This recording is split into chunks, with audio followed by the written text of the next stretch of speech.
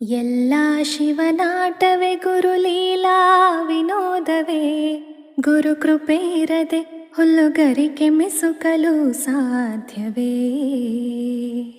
ಎಲ್ಲ ಶಿವನಾಟವೇ ಗುರುಲೀಲಾ ವಿನೋದವೇ, ಗುರು ಕೃಪೆ ಇರದೆ ಹುಲ್ಲುಗರಿಕೆ ಮಿಸುಕಲು ಸಾಧ್ಯವೇ.